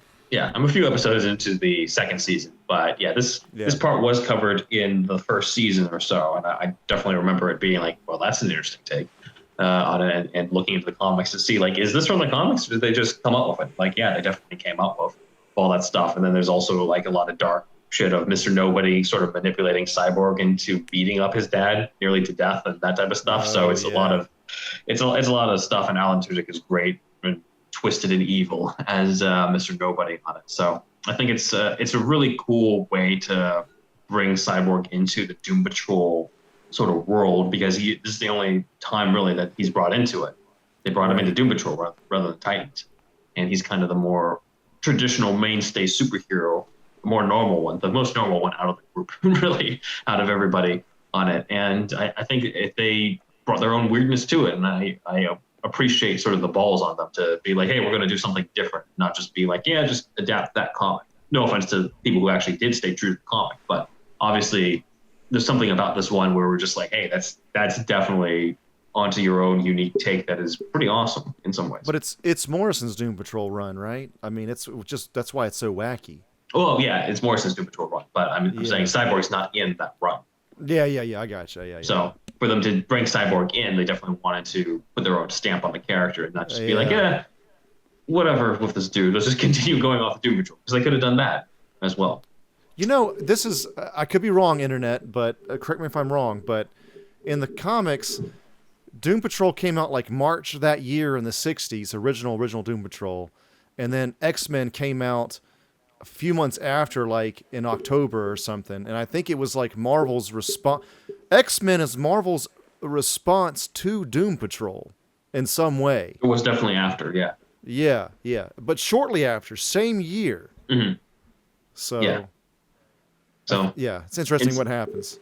Yeah, because it's another guy in a wheelchair who's got a mansion full of people who are considered freaks, and that the guy in the wheelchair goes from seeming like he's this benevolent person, but might have a lot of darkness within and different secrets and that type of stuff. So very interesting.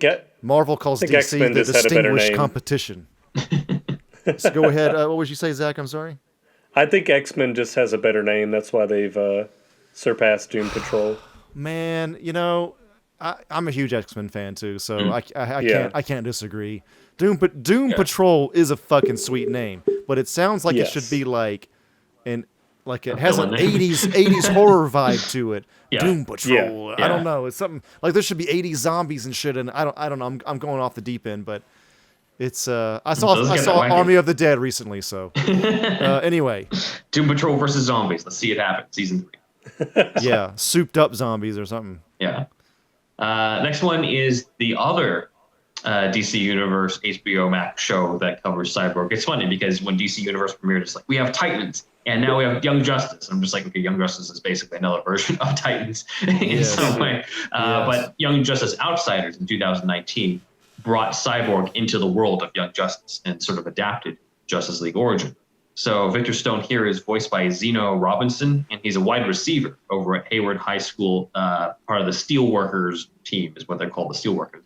And he has a sort of the standard relationship with his dad, Silas Stone, who, funny enough, Silas in this version is voiced by Carrie Payton, who was the voice of Cyborg in the Teen Titans show.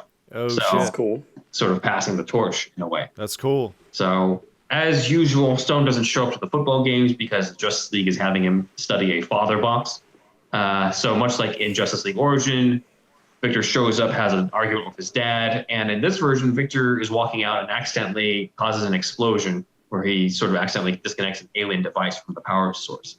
And so explosion happens, a very graphically violent version of this where you see they find his body and he's like, see the skull and the brain matter and that type of stuff. And Victor is sort of left with no heart or brain function, and Silas is like, I can't let him die. So he uses the father box and fuses it to Victor. And the father box, however, almost sort of takes control over Victor and makes Victor violent at the beginning.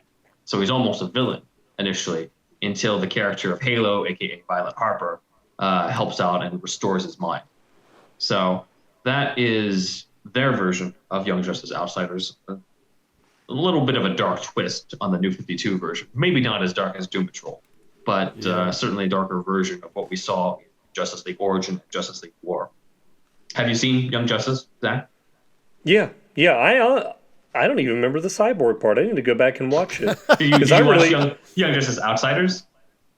Maybe not then. I only remember watching Young Justice and the season stopped, so did it...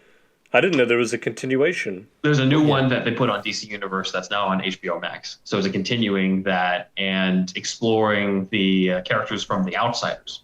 If you remember Batman and the Outsiders, they're now part of Young Justice. And so Violet's part of it. Metamorpho, I think. Like, there's a whole bunch of other characters who they bring in. So it's... I got to watch it tonight. Check it out. Binge it. Yeah, because I really like the first part of the show, so I always wanted it to continue. So yeah, that's awesome. I don't like the alien thing though. Cut out the alien. The alien explosion. It's pretty much like Justice League Origin, where there's a bit of a roll from the Darkseid stuff. But even the Darkseid stuff you don't like? I can get behind that. I don't know, something about the random alien maybe. I guess so. Just like some little booger alien that's dissolving people. Alien. I don't know. How do you feel about Martian Manhunter then? I like him. Okay, you'll accept him, just not the aliens destroying Cyborg. Not the alien, creating him. Yeah, I creating Cyborg, destroying Victor Stone. Yeah. I don't know what it is. I just like stuff to be simple. I want it to be like... It's pretty simple. Alien comes down and shoots his ass. That's not that complicated. It's just like, well, Silas Stone is fucking around with a portal, and look, here comes an alien, and it jumps through and melts people, and then he closes the portal and gets rid of them. So it just, I don't know.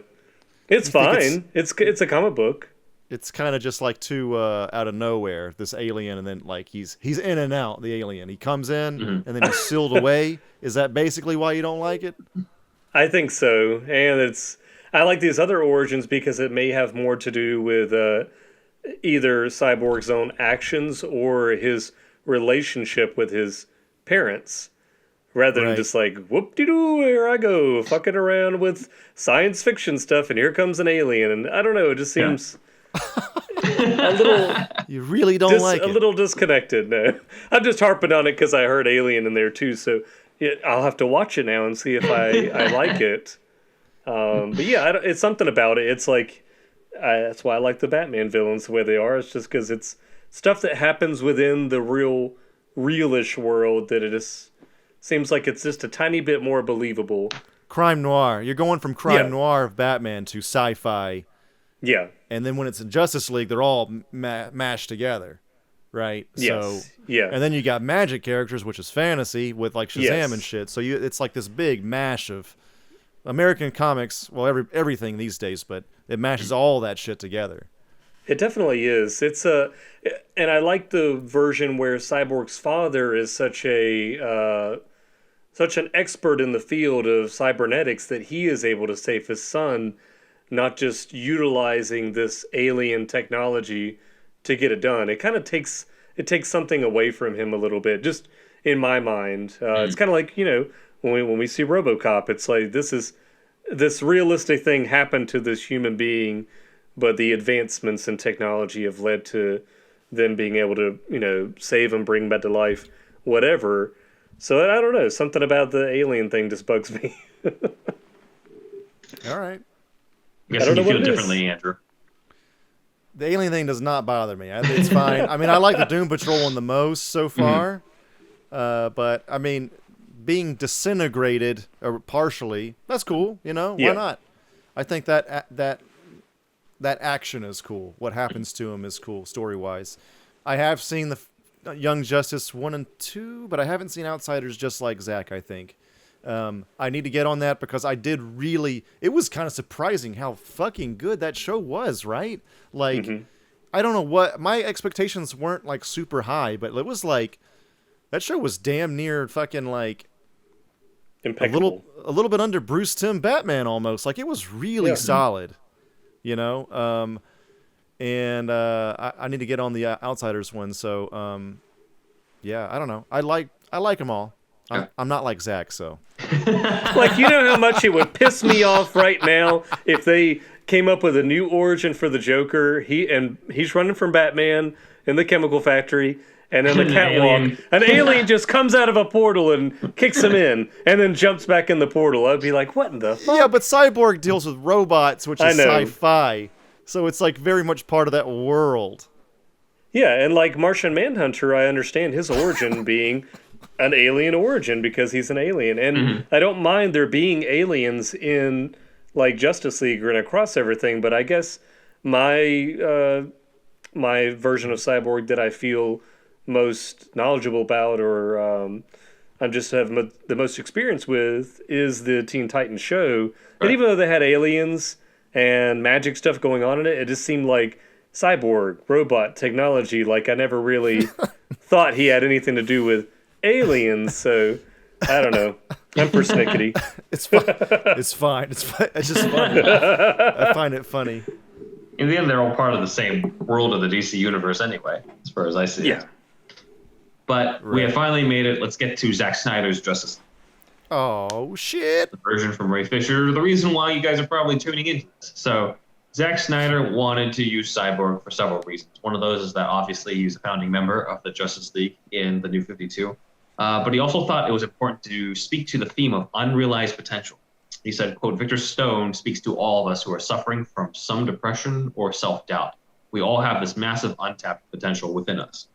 So that goes into not just his power set, but also the fact that he had the potential to become such a great athlete, and it was taken from him due to this accident that happened with him, and it took his mom away.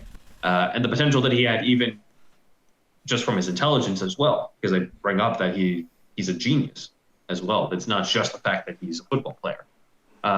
We talked before in the Snyder Cut Was True Justice episode on how Victor Stone may be the closest character to Autumn Snyder in terms of the idea of I'm not broken, I'm not alone.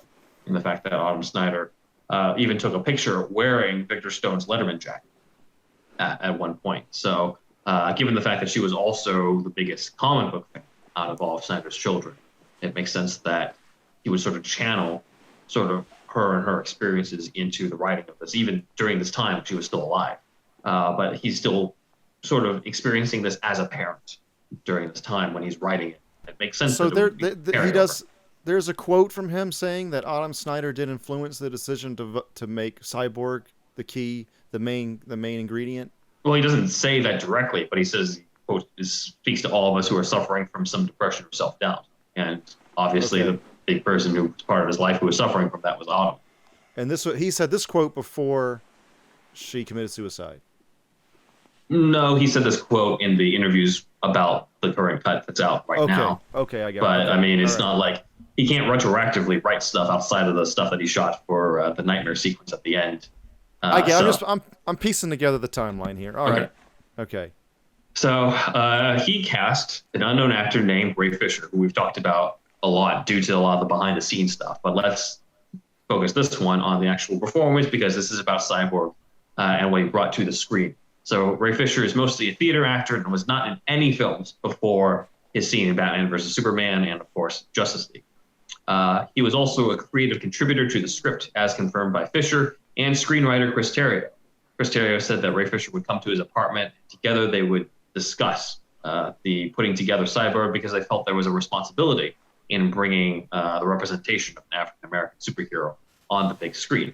This is kind of in between Civil War and Black Panther in terms of Black Panther debuted in Civil War but didn't get his own movie yet. And technically, Black Panther is not an African-American superhero. He's an African superhero. That is correct. So yeah, that's true. Yeah.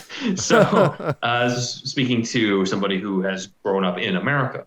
And so Chris Terrio did have an interesting point when he was talking thematically about Cyborg in an interview with Vanity Fair. Cyborg is the one character who can't disguise himself. He lives in his skin.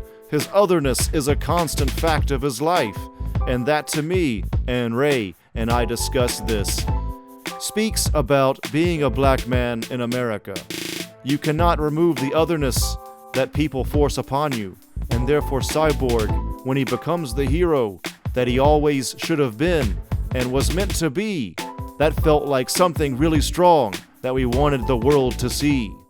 So that was a lot of the intention behind this, and I hadn't really thought about Cyborg in that lens.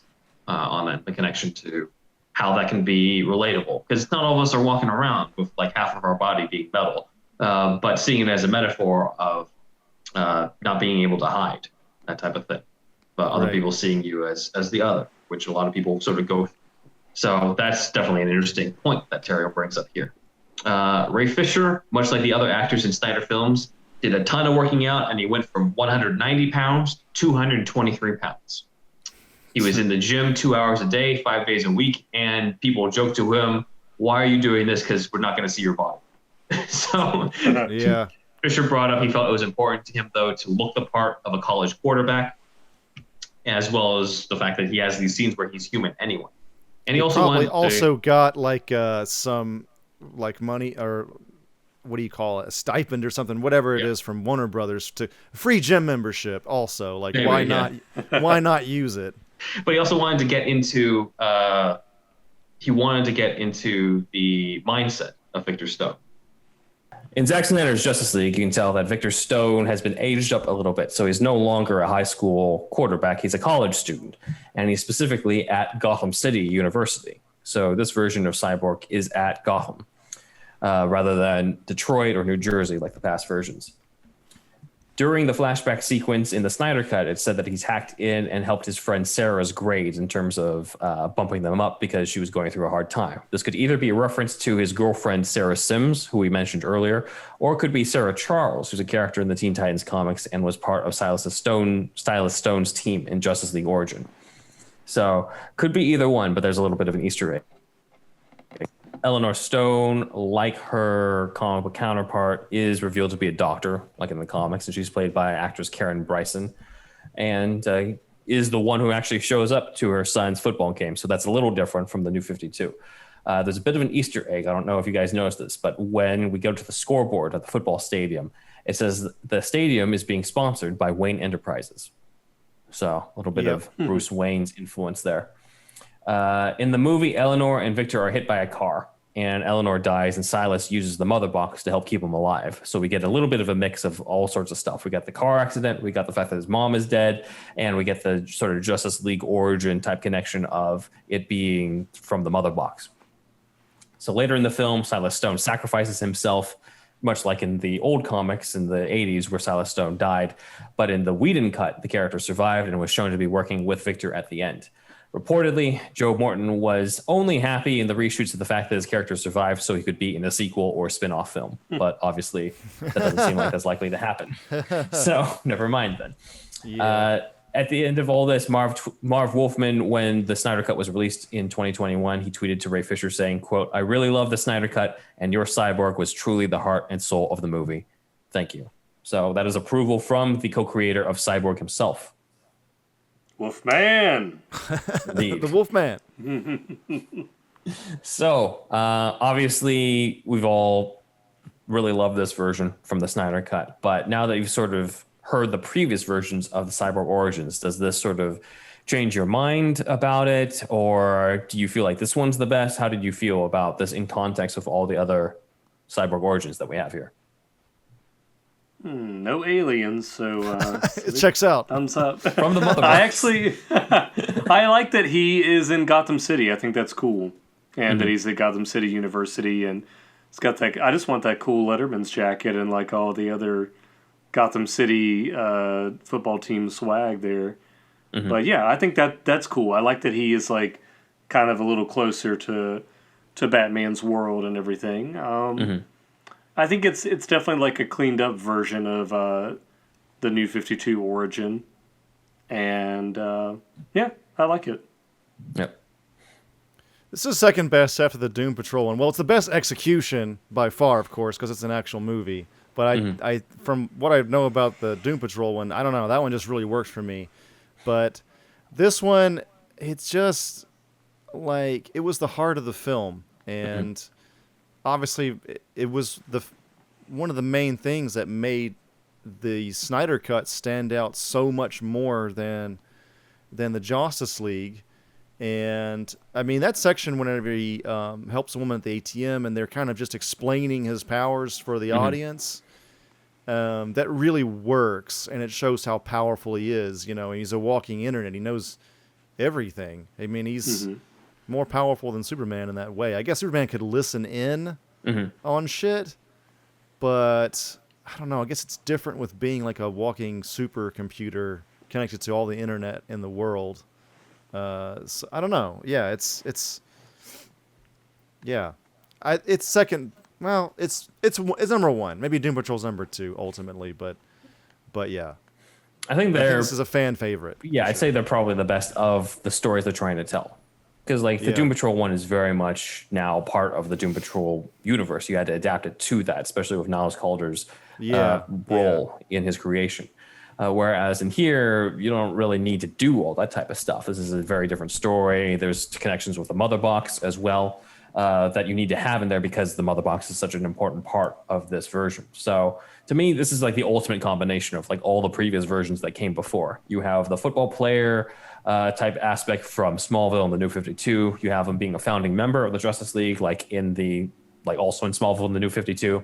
You have him fight Darkseid, like in Galactic Guardians. You have this Mother Box connection, just like in the New 52. And we got this car accident aspect with Smallville. And then we have him basically become an orphan, unfortunately losing his mom in the initial accident, as well as his dad later on, like in the original 1980s comics. So to me, this is kind of the ultimate combination of all the different elements, trying to pick the best of the best out of all of it. So there are, as of yet, no plans for a Cyborg movie or any return of the Ray Fisher version, likely because of all the drama behind the scenes between Warner Brothers and Ray Fisher. We will get more adventures, however, of the Joyvan Wade version of Cyborg in Doom Patrol, as Doom Patrol Season 3 comes out later this year, I believe. Okay. But in terms of the fact that the Cyborg origin movie sort of never... I mean, his origin movie is basically Justice League, but in terms of there never being a solo Cyborg movie, Zack Snyder had this to say when it came to that. I always figured that by now we hadn't done the work, but we just assumed that in a lot of ways, the Cyborg origin movie is Justice League. And then we just assumed that, Cyborg, by the end of Justice League, is standing on his feet. His metal feet. He's ready to go for any kind of solo effort you can imagine. Right? Like, he's all set. Chris and I, we just assumed that they would have just in success, would have just jumped right on a Cyborg movie because, he's not only like this amazing character, but I just feel like he kind of comes out of the back end of Justice League and is fully realized and ready to roll.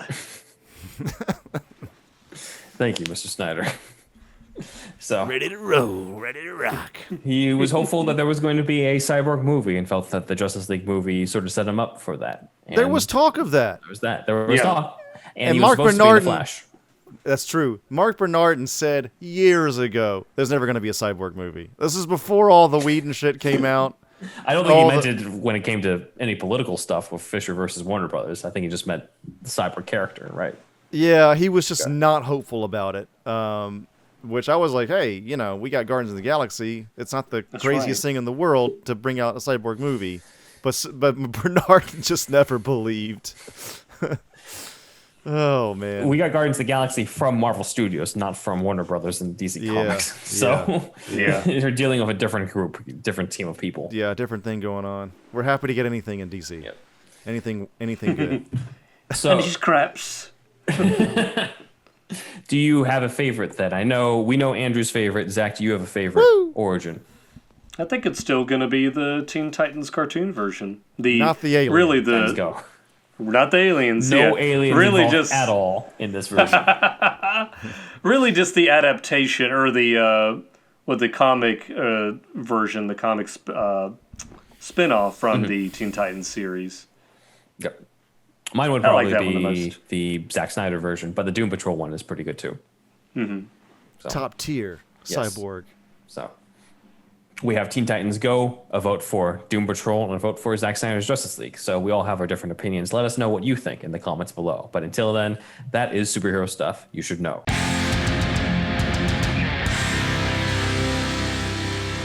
We have a new set of comments here from a few fans. Some of these are pretty long, so I'll try to speed through them a little bit, but I wanted to honor those who put a lot of effort into it. So this one comes from Kieran Jones about our deep dive into the secret origins of Batfleck. saying around an hour, 7 minutes and 30 seconds, you talk about Carrie Kelly, Barbara Gordon, and Lois and Clark's son becoming Batman and how that fits into continuity. To try and figure out a way to make it work out, we can take what we know about Justice League 2 and Justice League 2A in the original outline by Zack Snyder, Chris Terrio, and Jeff Johns and mold the new details into that. We know for the updated Justice League 2A, now Justice League 3, that Batman sacrifices himself. Lois and Clark's son becomes the new Batman, trained by Barbara Gordon in a flash forward. And later we found out Zack wanted Carrie Kelly Robin in there at some point. The way I would do it is this. Ben's solo film, The Batman, would be the logical place to introduce Barbara Gordon, Batgirl, and Carrie Kelly. Both could be introduced in Justice League 2 or Justice League 3, but I feel it wouldn't be as substantial to the audience that either will be some big deal that will understand Batman and carry the legacy with the name Batgirl or Robin. While some slight appearances for 10 minutes max in both Justice League 2 and Justice League 3, the introduction of the characters in the solo Batman film would help cement them in this universe more and help establish that relationship. And then the appearances in Justice League 2 and 3 add to what we saw in the movie. In the case of the Snyderverse, I could see Barbara and Carrie being merged into one character to simplify stories, since there is only so much time to tell stories with Ben's older Batman. This merged character could start as Robin and then become Batgirl as she progresses as a character. Robin for the solo film and throughout Justice League 2 and Justice League 3, donning the Batgirl mantle when Batman dies in Justice League 3. Eventually, she would retire as Batgirl to become Commissioner and then train Lois and Clark's son when he comes of age. I chose this route because it's better for the audience to get attached to the character, more so because Zack personally said he wanted to do Carrie. Adding her in the Batman film felt like the best way to allow her for character development and let Zack play the character a little without the character losing out on a lot of development. Joe Manganiello specifically said Batgirl was going to be in the Batman movie, so my way takes a few liberties with Joe's information. That's just how I would take it, having watched Zack's movies and knowing where he wanted to go. I'm sure we could brainstorm a way to make it work with two different characters, but I think merging them is the better way to go in terms of what they want to do and with how much time they have. That's the end.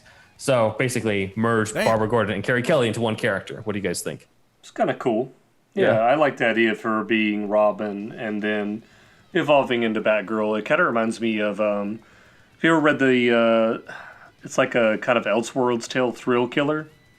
I haven't, but I'm familiar with it in terms of I've heard of it. In that one, Batgirl exists first, and then she has a partner that is Robin, who then becomes Batman.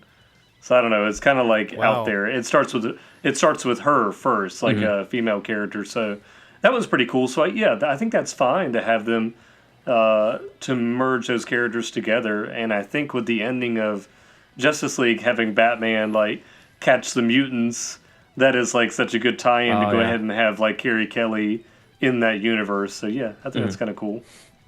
Especially one who's been healed from his past traumas, including the death of Jason Todd. He's more ready and willing to take on another apprentice. Yeah. So that'd be cool. Next one is from Trippier Gervais on our Justice League breakdown of 2 and 3, the sequels. Said, quote, "I had heard this before, but your breakdown was most welcome. Me personally would have preferred if Bruce had gotten a happy ending and had a life with Lois, seen his son be born, named him Thomas Jr., and was able to train him to be Batman Beyond."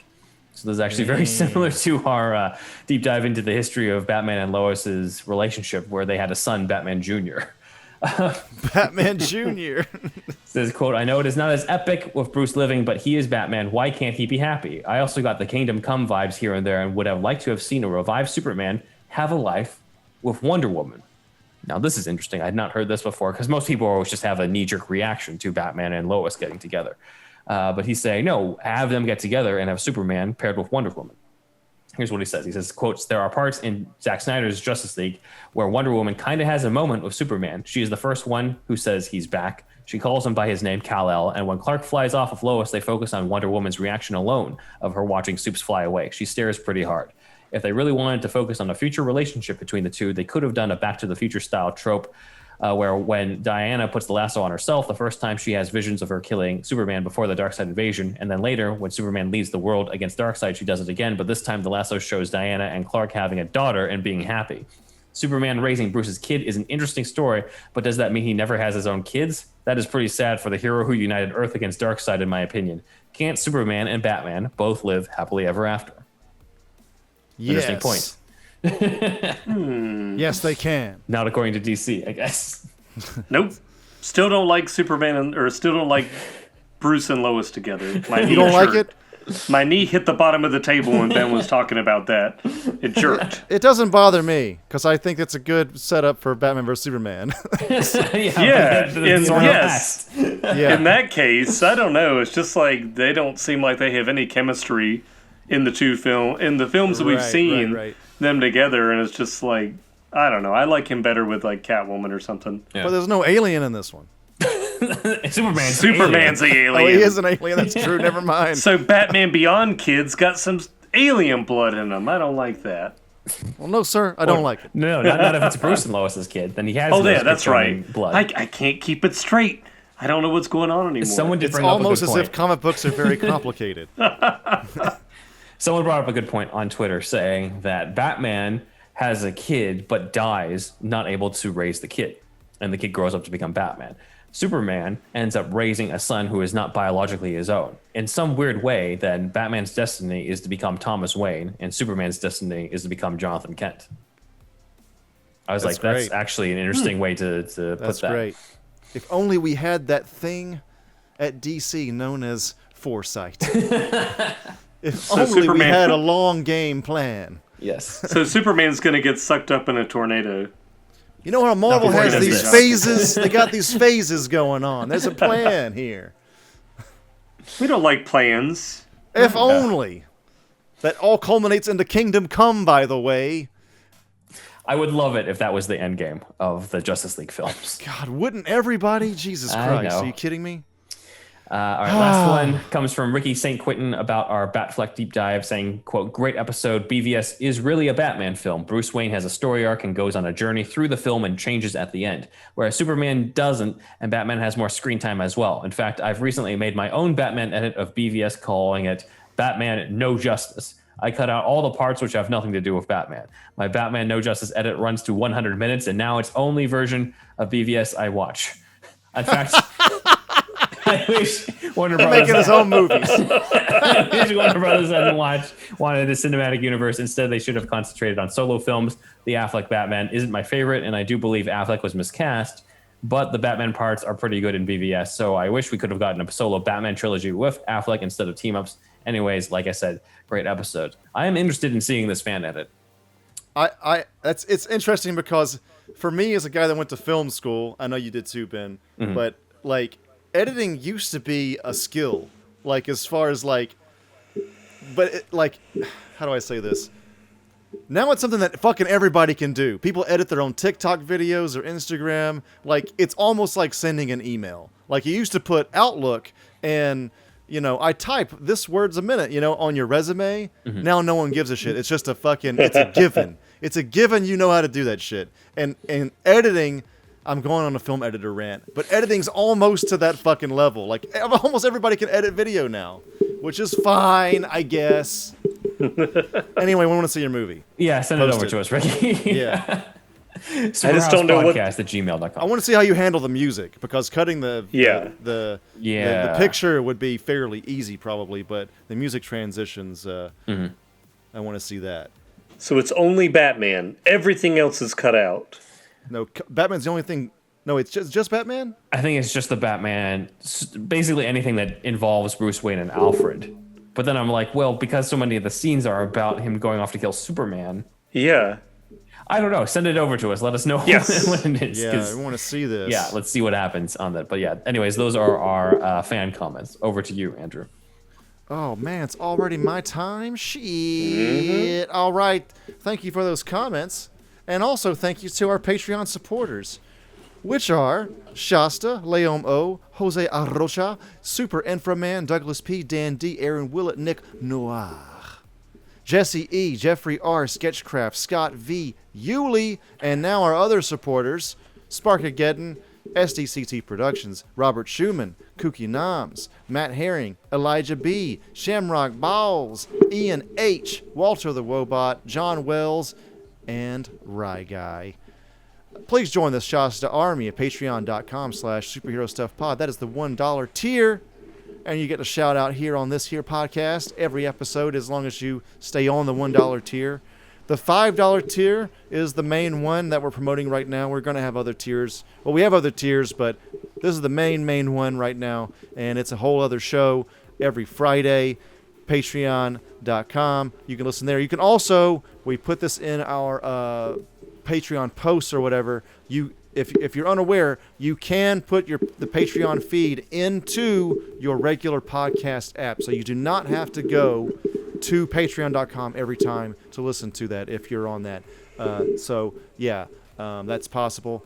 $5 a month, cancel anytime. We also have shirts, all kinds of merch. Redbubble, superhousepod.redbubble.com, tpublic.com/user/superhousepodcast5000, and superherostuffpod.threadless.com.